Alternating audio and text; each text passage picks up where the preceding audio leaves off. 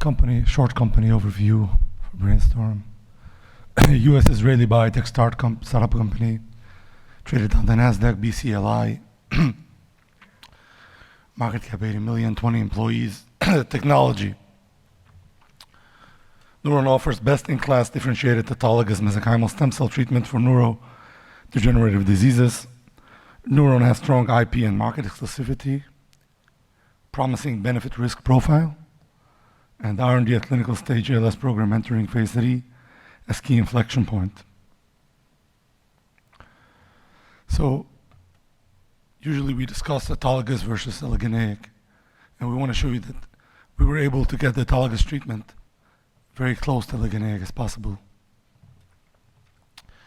We're able to harvest, so it's a bone marrow derived stem cell. MSC is bone marrow derived, a very small population of around 0.1. And we're able to isolate, purify it, and expand it into hundreds of millions of cells. And previously we had fresh cells. For the next trial, we validated cryopreservation as well, as the next phase will be a multi-dose trial. And we don't want to have bone marrow aspiration more than once. And therefore, we cryopreserve them, and from cryopreservation through the expansion differentiation process and re-injection, it's 7 days only. The advantages for neuron. Allogeneic may induce alloantibodies which may influence cell clearance persistence. Autologous process avoids the sensitization of the patient to donor antigens and lower risks, and no risk of rejection, no need for immunosuppressive agents. And the neuron cells consistently secrete high levels of multiple neurotrophic factors. The motor neurons may have selective affinity for NTFs, and these show additive effects. Preclinical models show synergy, and a single NTF have not succeeded in multiple clinical trials yet. Neuron cells are delivered by intrathecal injection. It's a very easy and standard procedure. Avoids safety issues related to direct brain tissue injection, and most systemic MCS end up in lungs and liver. This is a comparison in actual patients from the mesenchymal cells versus the differentiated cells. So the blue is the regular mesenchymal cells, and the red is the pair of the same patient of the differentiated cells. And you will see that in GDNF, BDNF, and VEGF and AGF, which are very relevant for ALS and in neurodegenerative diseases in general, a dramatic increase in these factors in our differentiated neuron cells versus the regular mesenchymal cells. We had two open label trials in Israel, and you can see the phase 2A and the results, both for FVC and ALS-FRS R-score. Here you have it in a chart. And this data was published in JAMA Neurology, so I will not go into detail. You can look that up. I want to proceed to our double-blinded placebo trial that we conducted here in the States. So the design of the trial, similar to the open label, was screening in the first visit. We have monthly visits where we screen ALS-FRS-R, HHD, and some other testings. And then between 3 weeks to 5 weeks before transplantation, we have the bone marrow aspiration. And then we have the transplantation, and then monthly visits up to 24 weeks after treatment. We also amended the phase 2 where we took CSF collection just before transplantation in visit 5. And then we also collected CSF 2 weeks after the treatment. We wanted to compare because we were following some biomarkers, which I will present to you some of that data in a minute.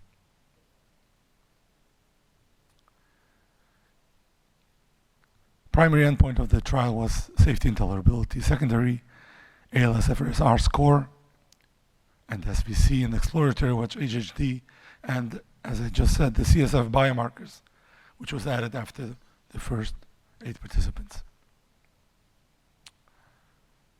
So the methods that were pre-specified as outcomes, as efficacy outcome results. So there's the well-known mean change post-transplantation, pre-transplantation. But we thought it's more accurate, just like it's very well known in oncology, to look at the responder analysts, to compare the patient's own score pre-treatment to after treatment because of the high variables in the patients. But of course, we will show you all the results. This is the mean. Pre-treatment, you can see the blue is the treated group, the red is the non-treated group. A very similar decline. The treated group is even declining more than the non-treated a little bit. It's 0.7 to 0.6. And you see after treatment the dramatic increase, 2 to 4 weeks, even in the mean result of the treated patients versus the non-treated. Another pre-specified group we looked at was excluding the slow progressors. Slow progressors was defined as those that decline less than 0.7 per month. 0.7 is the mean, both in this trial and in the PROACT data of decline. And these results, even in the mean analysis, I think are very outstanding, to our best knowledge, not seen in ALS to any published data we know. This is the responder analysis, which we believe is a more accurate analysis, and this will be our primary endpoint for the phase 3 trial. And we show a very high 1.5 point improvement per month in the treated patients. Up to 16 weeks, you can see even in the general population of the trial, before excluding the slow progressors, you have over 20% having a 1.5 improvement per month. Just for comparison reasons, since we created these slides, there was approved, edaravone was improved. Edaravone shows from, this is from, I remind you that the phase 2 trial was a single dose only. The edaravone treatment trial was 64 infusions of IV between 14 to 10 days per month, an hour a day. And they showed after 6 months a 0.4 improvement in the slope per month. We show 1.5 from a single dose. Even after 4 months, 20% of the patients still have that. This is when we exclude the slow progressors at this very high bar of 1.5 improvement in the ALSFRS-R per month. After 4 months, after one single dose treatment, over 50% still see this very high bar of the result. Now, there's a different method. Some would say, okay, so many percentage. Some are more used to look at percentage. So it's very similar when you look at the general and the slow progressors percentage again. After 16 weeks, 0 placebo effect, still 40%, 100% improved. Now, 100% improvement means if you're pre-slope, no matter what it was, you had to go back at least to 0 or higher. So 100% is, in a way, you can call it the halt of the decline of the ALS. We don't know of any other trial claiming anything close to that. Now, you can say, okay, these are wonderful results, but it's 48 patients, 3 to 1. It's a small group, and that's true. And that's the reason why we are now initiating a phase 3, 200 patients, and I will give you some more details later. But still, I think it's very fascinating when you can see these biomarkers that really support in a very clear-cut way between the treated and non-treated patients. When you look at the neurotrophic factors, you look at the inflammatory, and even at the Miranos, which we're keeping some of the data for a paper that we're publishing in the next few months. But here you can see VEGF, AGF, which are very well known in literature, the relativeness to ALS.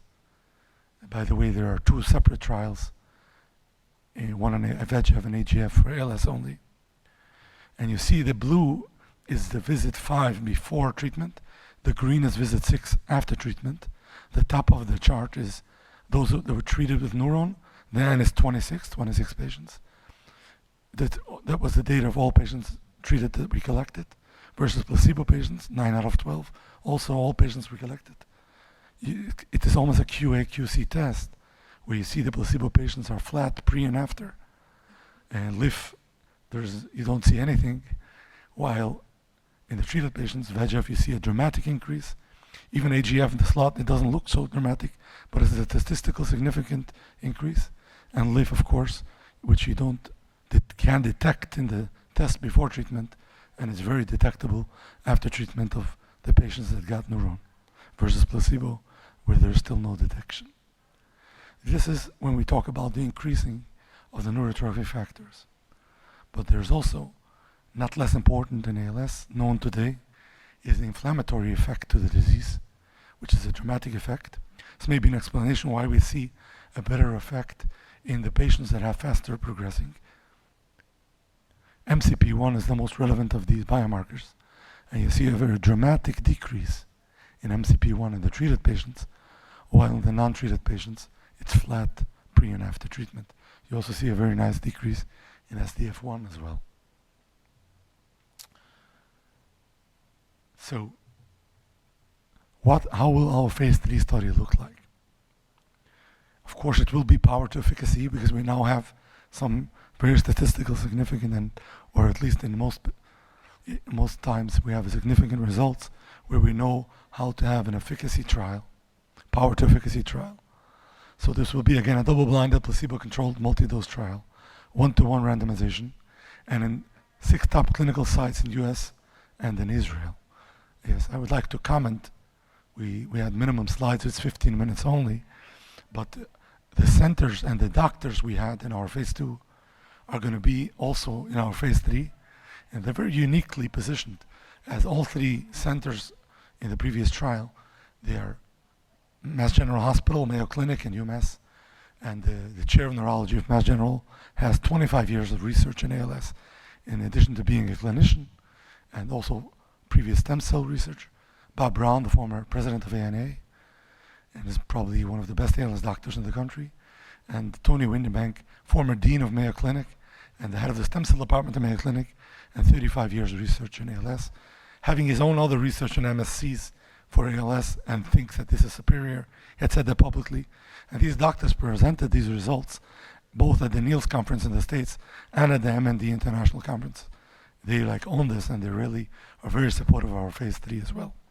And we found for the manufacturing centers for phase 3, I think probably the best academic manufacturing center in the States, the City of Hope.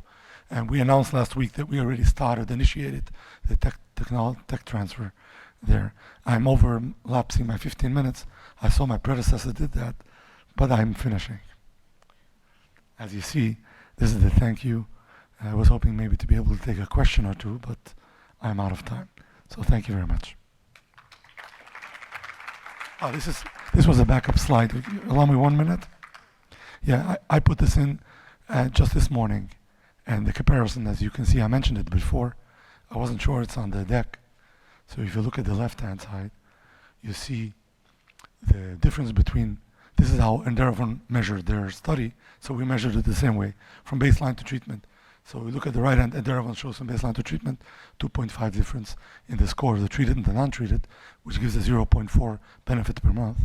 And we show 0.149 benefit per month from a single dose after 4 months, and they show on the right-hand side 64 infusions over 6 months. Thank you very much.